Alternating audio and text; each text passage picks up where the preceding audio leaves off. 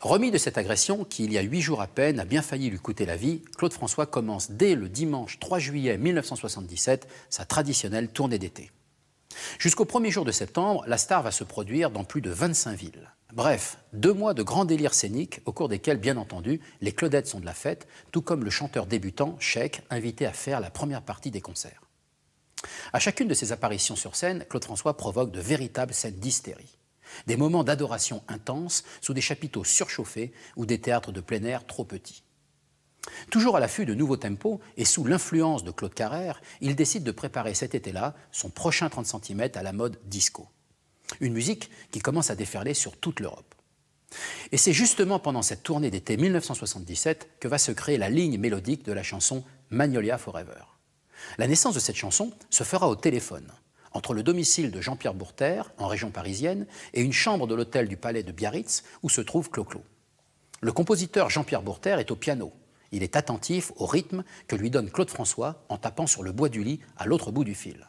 La composition de cette chanson se terminera au dernier étage de l'hôtel Martinez à Cannes, où Claude François fera installer un piano pour la venue de Jean-Pierre Bourter. C'est d'ailleurs Jean-Pierre Bourter qui demandera à Étienne Roda-Gil, le parolier attitré de Julien Clerc, d'écrire le texte de Magnolia Forever. Au départ, Étienne refuse.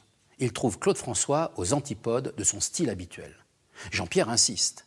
Étienne Roda-Gil finira quand même par écrire le texte, ne résistant pas au charme et au professionnalisme de Clo-Clo. Enfin, c'est sous l'œil avisé de l'ingénieur du son Bernard Estardi que Claude François enregistrera sa voix le 9 septembre 1977 au studio CBE de Paris. Désormais, Claude François veut s'imposer sur la planète disco, une nouvelle mode musicale qui est en train de passionner toute la jeune génération. Il est de plus en plus déterminé à internationaliser sa carrière. C'est ainsi qu'en septembre, EMI Records publie un album de ses plus grands succès en anglais. Ce disque est distribué non seulement en France, mais aussi en Angleterre et dans 11 pays. C'est l'occasion pour lui de faire quelques apparitions à la télé anglaise. Claude François enregistre plusieurs émissions à Londres où il devient vite le chouchou des jeunes anglaises qui le surnomment Claudie. Le nouveau 30 cm 100% disco de Claude François remporte dès sa sortie en novembre un succès énorme et va rester en tête des hit-parades pendant plusieurs semaines. Avec plus d'1 million d'albums vendus, il devient l'artiste le plus diffusé en discothèque. Toute la jeune génération s'identifie à lui. Il devient un symbole sur les pistes de danse et l'artiste préféré des DJ. Clo-Clo est alors invité dans toutes les grandes émissions du moment. Le samedi 26 novembre est diffusée sur TF1 l'émission de Mariti et Gilbert Carpentier, numéro 1, réalisée par Jacques Brialy et dont Claude François est la vedette. Ce soir-là, il interprète 6 titres, dont un en duo avec Jodie Foster, la célèbre chanson de Serge Gainsbourg, Comic Strip. Pour beaucoup de gens, Magnolia Forever reste incontestablement l'une des chansons les plus importantes du répertoire de l'artiste. Un tube qui va lui permettre d'entamer sa période disco, mais aussi d'entrer définitivement dans la légende. En 1978, la nouvelle obsession de Claude François est d'élargir sa carrière vers l'Angleterre et les États-Unis. C'est vrai que depuis la fin des années 60, Claude François est fasciné par le Royaume-Uni. Il s'agit pour lui d'un véritable tremplin pour atteindre le marché du disque américain. À force de s'y rendre et de fréquenter les studios d'enregistrement, il s'est constitué une équipe anglaise avec le compositeur Roger Greenaway et l'éditeur Richard Hermitage. C'est vrai que depuis l'automne 1977, le public d'outre-Manche a découvert les succès réenregistrés dans la langue de Shakespeare du plus célèbre chanteur français grâce à la sortie chez EMI Records d'un album réalisé dans les mythiques studios d'Abbey Road. Et surtout, notre French singer est invité régulièrement à la télévision anglaise, notamment dans Star on Sunday ou dans Musical Time Machine. Profitant de sa notoriété naissante sur le territoire britannique, Claude François décide de se produire sur scène.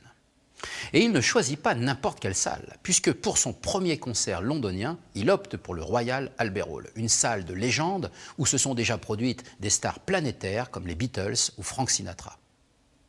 Claude arrive à Londres la veille du show, le dimanche 15 janvier 1978, et descend comme à son habitude à l'hôtel Hilton Park Lane. Pour Clo-Clo, ce concert a une énorme importance, car il en attend beaucoup pour l'avenir de sa carrière. Choufa, sa mère, ne veut surtout pas manquer les premiers pas de son fils sur une scène anglaise. C'est pourquoi elle décide de le rejoindre en Angleterre pour le soutenir dans cette nouvelle aventure. Elle prend donc l'avion pour la première fois de sa vie et lui fait la surprise de le retrouver dans le hall de l'hôtel.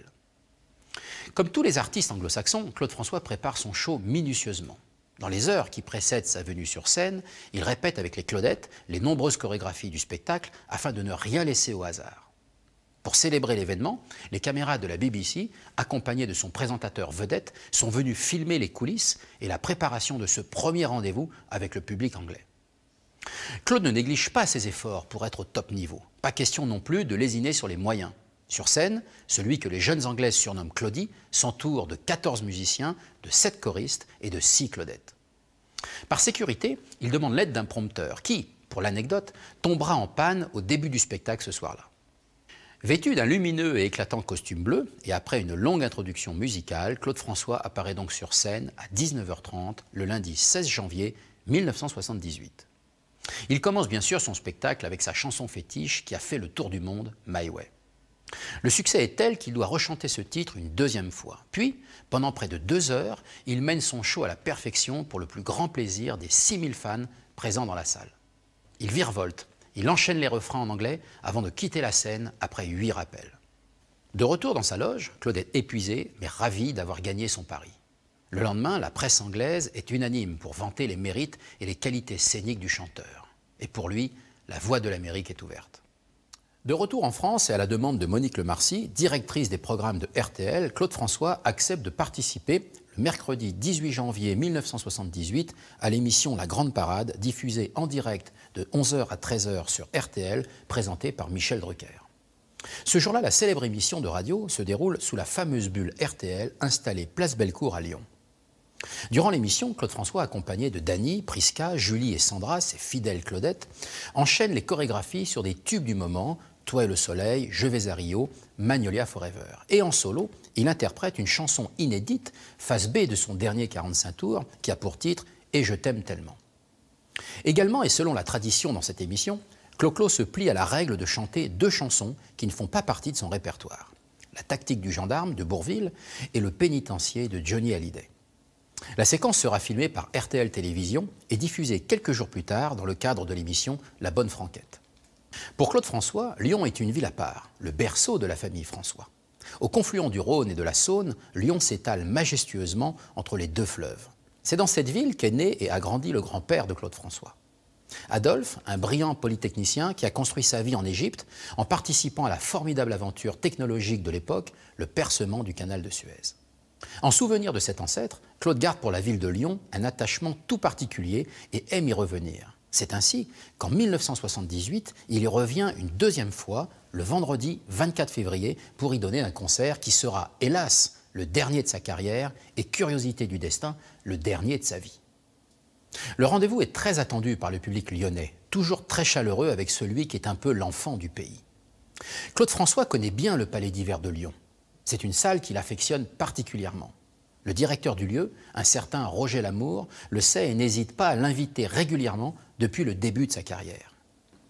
Arrivé en milieu d'après-midi, ce vendredi 24 février 1978, à l'aéroport de Satolas, Clo-Clo file immédiatement vers la salle de concert pour régler quelques détails de sonorisation. Puis il passe la fin d'après-midi avec ses Claudettes pour répéter les nouvelles chorégraphies du spectacle, car 2 nouvelles filles viennent d'intégrer l'équipe et ne sont pas encore très au point au niveau des pas de danse. Ce premier problème irrite énormément le chanteur. Également, ce jour-là, des incidents techniques s'accumulent et la soirée s'annonce difficile. Il est désemparé. La plupart des techniciens sont absents et pour couronner le tout, les fusées et fumigènes qui concluent habituellement le show ne peuvent pas être utilisés car ils ont été stockés dans un endroit humide. Bref, c'est vers 21h30 que Claude François apparaît enfin sur la scène du Palais d'Hiver resplendissant dans son habit de lumière bleu, le même qu'il portait à Londres au Royal Albert Hall 1 mois plus tôt. Dès les premières notes de Laisse une chance à notre amour, le premier titre du concert, le public hurle de joie faisant un triomphe à l'idole. La salle est emportée au son des derniers tubes disco que Clo-Clo fredonne. Et c'est dans cette ambiance survoltée que des bagarres commencent au fond de la salle. Le service d'ordre intervient très vite, faisant évacuer les perturbateurs. Mais ce jour-là, Claude François se donne à fond pour oublier un instant les nombreux désagréments de la soirée. Enfin, c'est sur le rythme endiablé de l'instrumental de Magnolia Forever, sur des lumières psychédéliques, qu'il quittera la scène pour la toute dernière fois. Selon Eddy Marnay, les étoiles sont décrochées et le décor est démonté. Les violons ont perdu sa chanson, oui, le spectacle est terminé. Son rêve était le plus beau, mais c'est sur lui qu'est tombé le rideau.